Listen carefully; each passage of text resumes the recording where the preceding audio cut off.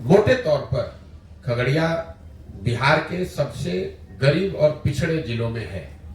और आज से नहीं, इसका तो हिस्टोरिकल जो लोग बताते हैं कि टोडरमल के जमाने में बता दिया गया कि ये वो एरिया है जहां से लगान नहीं लिया जा सकता। उस समय से इतनी गरीबी है। और गरीबी का एक मुख्य कारण यहाँ की जो 7 नदियों का प्रभाव है, जल प्रबंधन की कोई व्यवस्था नहीं है। तो करीब करीब 2/3 खगड़िया बाढ़ से प्रभावित है। जहां बाढ़ नहीं आ रहा है वहां जल जमाव की समस्या है। और बड़ी संख्या जो यहाँ पर लोगों की किसानी की है, जो आप लोग मक्का यहाँ उगाते हैं, उसका दाम न मिलना है। जैसे अभी मक्का का जो दाम है, जहां मुझे याद है शायद 2090 रुपए दाम है। और खगड़िया में आप जाकर गांव-गांव पूछ लीजिए, कोई ऐसा किसान गन्ना मक्का उत्पादक नहीं मिलेगा जिसने अपने मक्के को 1600, 1700, 1800 से ज्यादा में बेचा।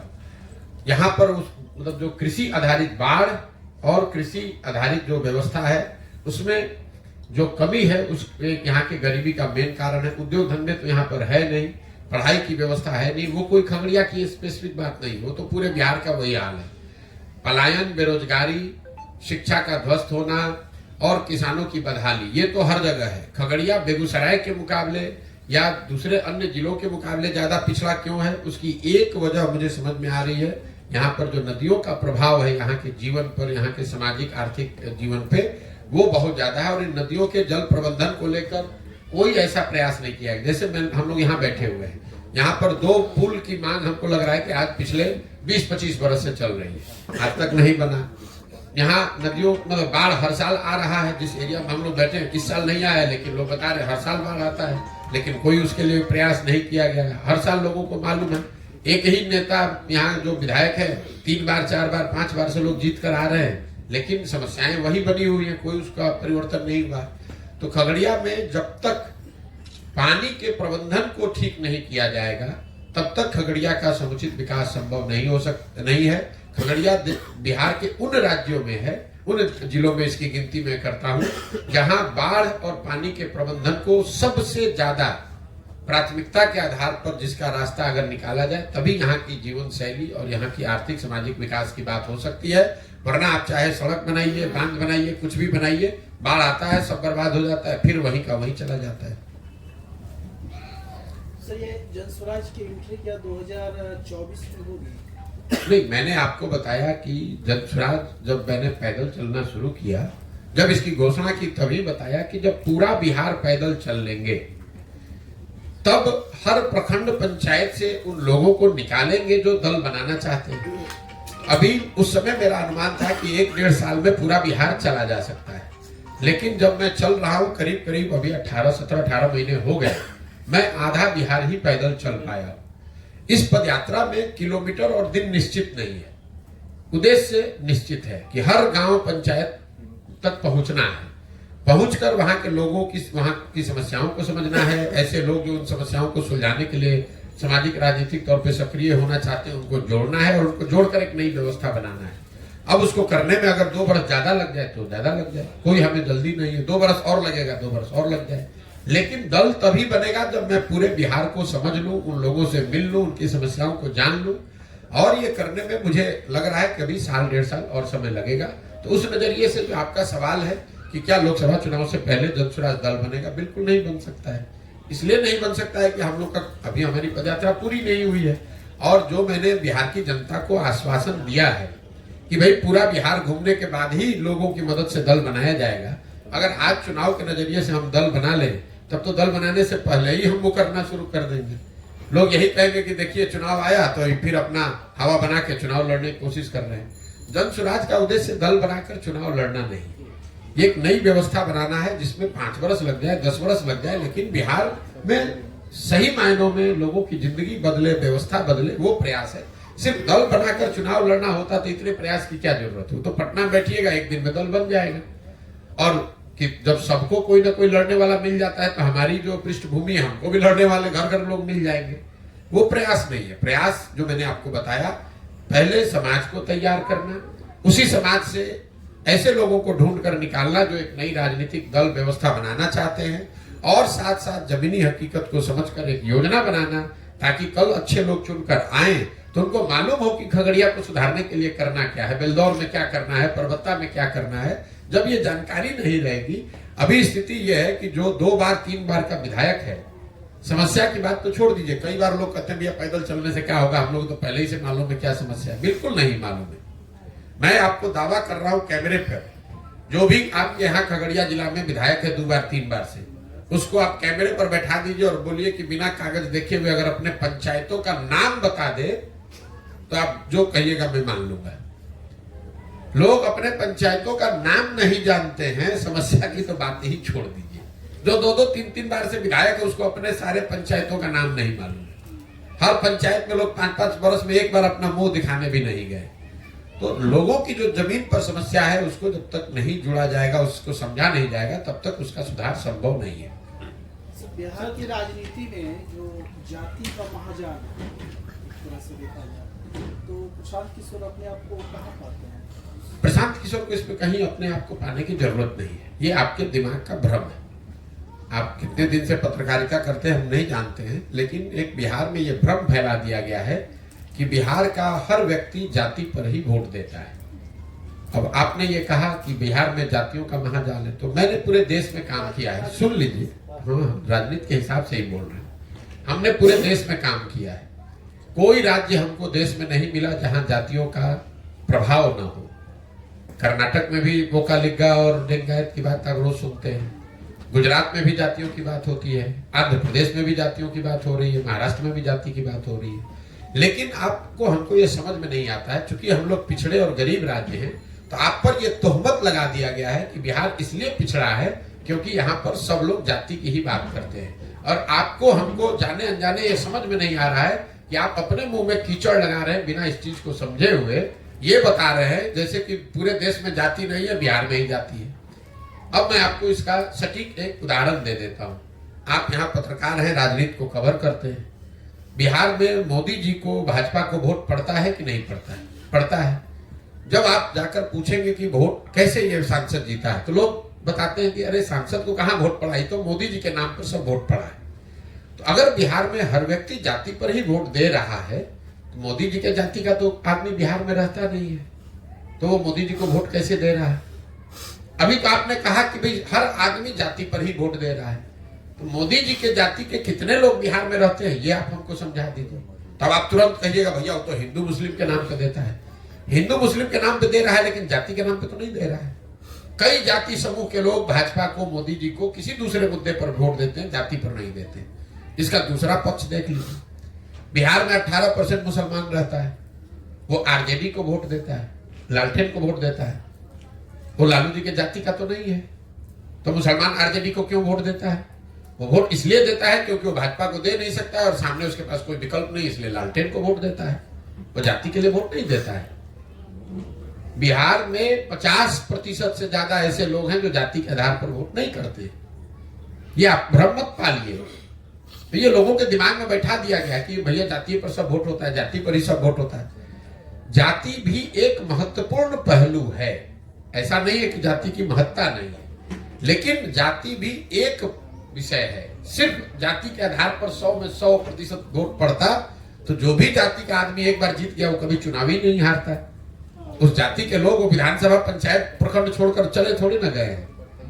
जितने मान लीजिए कि कुशवाहा समाज के जितने आज लोग हैं, 10 वर्ष के बाद भी करीब करीब उतने ही लोग रहेंगे। तो फिर एक बार कुशवाहा कोई जीतता है, कोई हार कैसे जाता है? इतना आसान नहीं है जितना आप समझते हैं कि सब जाति पर ही वोट देता है।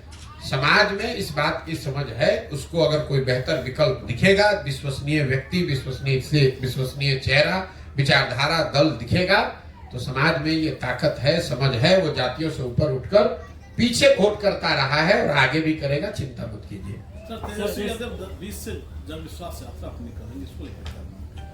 इसमें हमको क्या मानना है?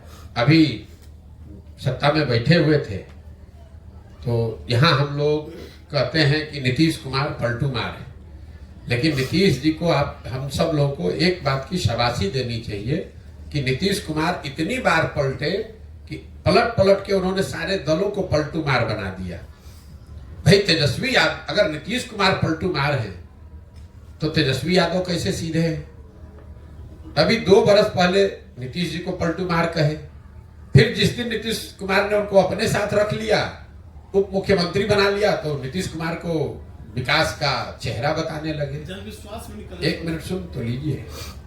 फिर आज नीतीश कुमार छोड़कर भाजपा में चले गए तो महाशय अब कह रहे हैं कि नीतीश कुमार तो बड़े थके हुए मुख्यमंत्री थे। यही हाल भाजपा का है। अमित शाह आए, बोले कि भैया एक एक बिहार के आदमी सुन लो, नीतीश कुमार के लिए भाजपा का दरवाजा बंद है। तो हमने वही कहा कि भाई दरवाजा तो अमित शाह बंद करके ठीक ही गए थे, छिटकिनी लगाना भूल गए थे। जैसे ही हवा का झोंका आया दरवाजा खुल गया, नीतीश कुमार को बैठा लिए बगल में। जो नरेंद्र मोदी जी मध्य प्रदेश में जाकर एक सभा में कह रहे थे कि इस आदमी ने, एक नेता ने महिलाओं के लिए ऐसी अभद्र टिप्पणी की है विधानसभा में, इनको सजा होनी चाहिए। वही मोदी जी के नेतृत्व वाली भाजपा, वही मुरेठा बांधकर घूमने वाले सम्राट चौधरी आज नीतीश कुमार को बिहार का भविष्य बता रहे हैं लोग। आपने कहा जन विश्वास यात्रा, आप कोई भी यात्रा कर लीजिए। नीतीश कुमार किए थे समाधान यात्रा, कितना बिहार की समस्या का समाधान हो गया। अभी राहुल गांधी कर रहे हैं न्याय यात्रा, कितना बिहार के लोगों को न्याय मिल गया। तो इनके जन विश्वास यात्रा करने से क्या होगा? सबसे ज्यादा विश्वास आपने तोड़ा। 30 बरस से लालू नीतीश का ही राज है इस देश में, इस बिहार में। 30-32 बरस में बिहार से गरीबी कम नहीं हुई, पलायन रुका नहीं, बच्चों की पढ़ाई की व्यवस्था हुई नहीं, रोजगार मिला नहीं। तो अब किस विश्वास की बात कर रहे हो? जनता इतनी बेवकूफ नहीं है। आएंगे विश्वास यात्रा में, भीड़ दिखेगी, पैसे के बल पर, काडर जात के नाम पर कुछ लोग इकट्ठा हो जाएंगे, उससे कोई फर्क नहीं पड़ने वाला है। काठ की हांडी बार बार नहीं चढ़ाई जा सकती है। जिन लोगों ने आरजेडी को, लालू जी के, उनके बच्चों की सरकार को देखा है, वो जानते हैं कि ये लोग जात पात, हिंदू मुस्लिम और भ्रष्टाचार गुंडागर्दी से ऊपर उठकर राजनीति नहीं कर सकते हैं। वो आरजेडी का कैरेक्टर है। इन 4 चीज से ऊपर उठकर आरजेडी के लोग राजनीति नहीं कर सकते हैं। तेजस्वी यादव उससे अलग नहीं है। सर एक मिनट सर, ऐसा सोच है सबका कि आप 11 राज्य में अपने रणनीति से मुख्यमंत्री बना चुके हैं और बिहार में सभी नेता पर विश्वास नहीं है कि मतलब कहते हैं कुछ, करते हैं कुछ, तो आप पर कैसे विश्वास करेंगे? हो सकता है सर आप सत्ता में आके आप भी इसी तरह कर दें। बिल्कुल ठीक बात है। तो अगर आप यहाँ पर, हम खगड़िया में 20 दिन से हैं, कम से कम 100 सभाओं में हमने बात करी होगी। किसी सभा में दिखा दीजिए जहां हमने किसी को कहा हो कि भैया हम पर भरोसा करके हमको वोट दो, हम आएंगे तो तुम्हारा जीवन सुधार देंगे। हम सभा की शुरुआत ही करते हैं इस बात से कि भैया मेरी बात पर तो भरोसा करना नहीं, क्योंकि जैसे पहले के लोगों ने ठगा है, हम पर भरोसा करके हमको वोट दोगे, हम भी तुमको ठग सकते हैं। तुम खुद समझो, तुम अपने बच्चों के बारे में सोचो, तुम अपने बच्चों की चिंता करो, अपने बच्चों की भलाई के लिए वोट करो। प्रशांत किशोर को जिताने के लिए, लालू जी को हराने के लिए, मोदी जी को प्रधानमंत्री बनाने के लिए, अपने जात का नेता जिताने के लिए, अपना हिंदू मुसलमान करने के लिए तो तुमने जीवन भर वोट दे दिया। पूरे अभियान में हम एक ही पंक्ति बता रहे हैं कि एक बार जीवन में अपने बच्चों के लिए वोट दे दो। देश के लिए नहीं, राज्य के लिए नहीं, जात के लिए नहीं, नेता के लिए नहीं, मोदी, लालू, नीतीश, प्रशांत किशोर के लिए नहीं, वोट एक बार अपने बच्चों के लिए दो। क्योंकि कई लोग कहता है भैया अब तो बात कर रहे हैं कि देश के लिए वोट नहीं दे रहे, तो बहुत खराब बात है। बिल्कुल ठीक बात है, आपको कैमरे पर कह रहा हूं। जो लोग कहते हैं कि देश के लिए वोट दे रहे हैं, अगर आपका बच्चा अनपढ़ है, बेरोजगार है, तो देश कमजोर हो रहा है कि उससे मजबूत हो रहा है? अगर पूरा बिहार का बच्चा अनपढ़ और गरीब है, बेरोजगार है, तो उससे देश मजबूत हो रहा है कि देश कमजोर हो रहा है? देश में प्रति व्यक्ति आए हैं 1,35,000, बिहार में प्रति व्यक्ति आए हैं 34,000 रुपया। अगर बिहार में बच्चों की आमदनी बढ़ेगी, यहाँ रोजगार आएगा, तो उससे देश उससे मजबूत होगा। अगर पूरा बिहार का आदमी गरीब रह जाएगा तो उससे देश भी नीचे आएगा, क्योंकि पूरे देश की 10% आबादी बिहार की है। इसलिए हम कह रहे हैं, डंके की चोट पर कह रहे हैं कि बिहार के लोगों के लिए समय है जब देश, राज्य, विचारधारा, जाति, नेता सबको छोड़कर एक बार अपने बच्चों की चिंता कीजिए। देश आगे बढ़ रहा है। इसी देश में बुलेट ट्रेन 1 लाख करोड़ का बन रहा है, खगड़िया में पैसेंजर ट्रेन भी नहीं चल रहा है। इसी देश में बिलियंस ऑफ डॉलर्स का इन्वेस्टमेंट आ रहा है, फैक्ट्रियां लग रही हैं। खगड़िया में आज भी लोग, खगड़िया, बेगूसराय में, मधुबनी, सीतामढ़ी में आज भी लोग 1960-70 के जमाने में जी रहे हैं। आज भी आपके हमारे बच्चों को मजदूरी करने के लिए कर्नाटक, बंगलोर, तमिलनाडु, गुजरात, महाराष्ट्र जाना पड़ रहा है। तो देश की तरक्की होगी, वो ठीक है, हो रही है, नहीं हो रही वो अलग विवाद है, लेकिन इस बात पर कोई विवाद नहीं है कि बिहार में कोई तरक्की नहीं हो रही है और देश की तरक्की से बिहार और बिहार के लोगों का कोई फायदा नहीं है।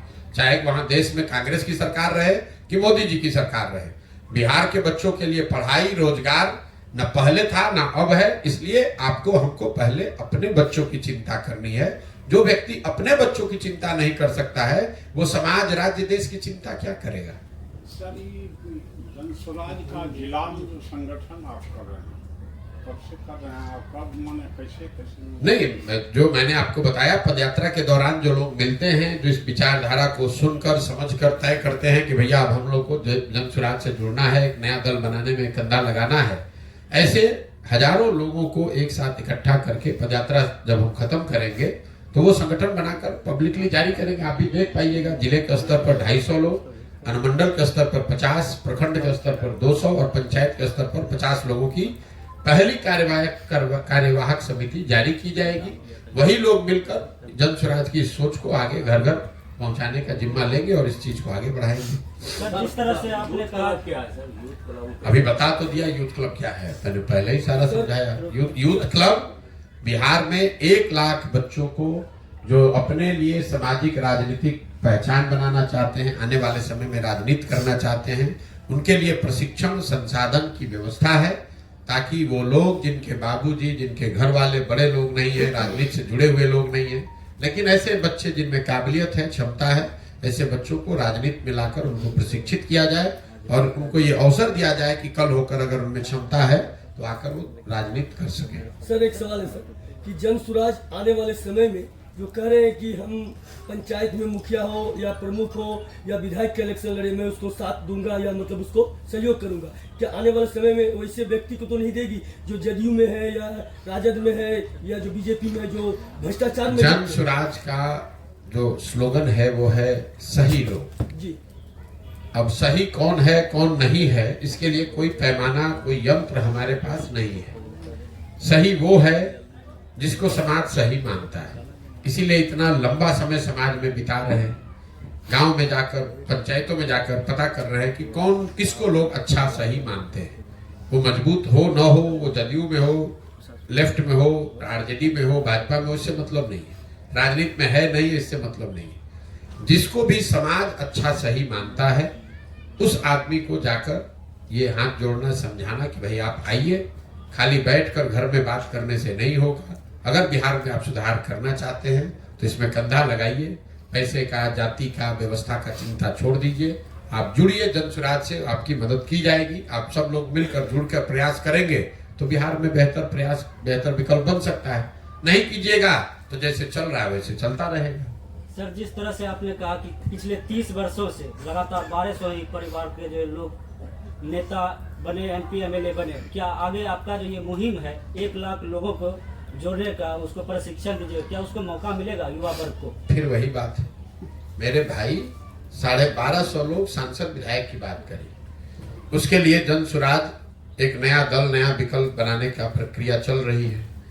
क्लब 1 लाख उन बच्चों को तैयार करने की बात है जो अभी राजनीति में सक्रिय नहीं है। ऐसे बच्चे जो 2 साल, 4 साल, 5 साल, 10 साल मेहनत करके सामाजिक राजनीतिक पहचान बनाएंगे। ऐसा तो है नहीं कि आप गांव में बैठे हैं, जन स्वराज में आइएगा कल विधायक बन जाइएगा। लेकिन आप गांव में हैं, आप शुरुआत करेंगे, वार्ड सदस्य बनिएगा, मुखिया बनिएगा, प्रमुख बनिएगा, 10 साल अपनी छवि बनाइएगा, लोग आपको जानेंगे, तो आपकी उस यात्रा में जन स्वराज आपकी मदद करेगा, प्रशिक्षण के तौर पर और संसाधन व्यवस्था के तौर पर। लेकिन काम करने की जिम्मेवारी तो उस बच्चे की है जो इसको करना चाहता है। और आप पत्रकार बने हैं, एक दिन में तो पत्रकार नहीं बने हैं। आप डॉक्टर बनते हैं, एक दिन में डॉक्टर नहीं बनते हैं। 8 साल 10 साल पढ़ाई करते हैं तब डॉक्टर बनते हैं। तो अगर आप डॉक्टर, इंजीनियर, पत्रकार, वकील एक दिन में नहीं बन सकते हैं तो विधायक, सांसद एक दिन में कैसे बनिएगा? वो बनने के लिए भी आपको 8 साल 10 साल 15 साल मेहनत करनी पड़ेगी। हाँ, ये जरूर है कि जन स्वराज से अगर आप जुड़कर ये कर रहे हैं तो आपको हाथ पकड़कर आगे बढ़ाने वाला, समझाने वाला, सिखाने वाला जन स्वराज की ओर से कोई रहेगा। काम करना, प्रयास करना, सफलता मिलना न मिलना वो आपकी क्षमता और आपके कार्य पर आधारित है। बहुत बहुत धन्यवाद। राहुल जी न्याय यात्रा पे जो संसाधन से जुड़ता है, तो क्या राहुल जी की उतनी भीड़ तो नहीं थी जितना भीड़ होना चाहिए? उनके संसाधन कांग्रेस के। मेरे भाई, ऐसा है, यात्रा सब करने के लिए स्वतंत्र है। राहुल जी करे, नीतीश जी करे, तेजस्वी जी करे, कौन रोक रहा है? यात्रा करने मात्र से ही अगर सब कुछ हो जाता तो देश में तो रोज कोई ना कोई यात्रा चल रही है। अब राहुल जी ने यात्रा की, उसमें उन्होंने कितना भीड़ आया नहीं आया, इन सब बात को हटा दीजिए। राहुल जी की पार्टी के कांग्रेस के एक मुख्यमंत्री अभी तेलंगाना में बने 2 महीना पहले, जब भी अभी जुमा नया नेता बने, बनते के साथ कहा कि बिहार के लोगों का डीएनए है मजदूरी करना। तो जिस दल के नेता राहुल गांधी हैं, उस दल का मुख्यमंत्री बिहार के लोगों को एक तरह से गाली दे रहा है, कह रहा है कि हम लोग का डीएनए है मजदूरी करना। उसी दल के नेता राहुल गांधी आकर बिहार में कहेंगे कि सारे बिहार के लोग हमको समर्थन दीजिए, हमको वोट दीजिए, तो कौन बिहार का आदमी उन पर भरोसा करेगा? और क्यों करेगा? भाई, तुम्हारा मुख्यमंत्री बिहार के लोगों को गाली दे रहा है, उस वक्तव्य पर आपने बिहार आने से पहले कुछ आधिकारिक तौर पर कहा नहीं, तो क्यों बिहार के लोग उनके साथ जुड़ेंगे? आप हमको गाली भी दीजिएगा और हम लोग से वोट भी लीजिएगा, दोनों बात कैसे हो सकता है? बिहार में राहुल गांधी की जीत तेजस्वी यादव चला रहे थे, क्या विधान चुनाव उनकी गाड़ी जीत को जनता रास्ता देगी? मेरे भाई, तेजस्वी यादव जीप चला ले कि ट्रक चला ले, उनको कुछ नहीं होने वाला है। ये सब पिटा पिटाया बहुत दिन हो लिया, जनता ने देख लिया है। अब जो अपना समीकरण वगैरह है उसी के आधार पर बाबूजी का दल है, लालू जी का, उनका नाम है कुछ, उस समाज के कुछ लोग जुड़े हुए हैं, उसके आधार पर अपना दुकान चला रहे हैं, उनको कुछ दिन और चलाने दीजिए। वो जीप चला ले, ट्रैक्टर चला ले, हेलीकॉप्टर चला ले, होना कुछ नहीं है। कई लोगों को लगता है कि आरजेडी यहाँ बहुत बड़ा मजबूत दल है। आप लोग ये नहीं देखते हैं कि आरजेडी का कभी वो स्थिति था कि बिहार झारखंड में 54 में 51 एमपी आरजेडी के थे, लालू जी की इतनी तूती बोलती थी। आज बिहार झारखंड को मिला लीजिए तो आरजेडी का 0 सांसद है, 0। और आप लोगों को लगता है कि जनता बेवकूफ है, जनता तो लालू जी को ही वोट किए जा रही है। अरे भाई, जब जनता आरजेडी को वोट करती थी तो उनके 54 में 51 एमपी थे, और अगर आज जनता वोट नहीं कर रही है तो उनके 54 में 0 एमपी है। कांग्रेस के कभी 400 एमपी थे, आज 50 एमपी है। आप दल बनाइएगा अगर आज, और आपके 50 एमपी हो जाए तो आप बहुत बड़े नेता हो जाइएगा। लेकिन जब कांग्रेस का 50 एमपी है तो लोग क्या कहते हैं? कांग्रेस खत्म हो रही है। तो उसी तरीके से आरजेडी जितने बड़े पोजीशन पर बिहार में थी, कई बार लोग ये समझते हैं इनका 75 एमएलए है। अरे भाई, आरजेडी यहाँ की सबसे बड़ी, यहाँ का बिहार का सबसे बड़ा दल होता था। 15 साल उन्होंने यहाँ शासन चलाया है। वहां से घटते घटते अगर आप 74-75 पर आ गए हैं तो आप ढलान पर हैं, आप नीचे आ रहे हैं, आप बढ़ नहीं रहे हैं। इस बात को आप समझिए, इस बात को आप समझिए। नीतीश कुमार कभी 117 विधायक के पार्टी के नेता थे, आज 42 विधायक के एमपी के एमएलए के नेता हैं, तो वो घट रहे हैं, बढ़ नहीं रहे हैं। हाँ, ये जरूर है कि अभी भी 42 विधायक है, लेकिन वो ढलान पर है, चढ़ान पर नहीं है। बहुत बहुत धन्यवाद। सर, कमलनाथ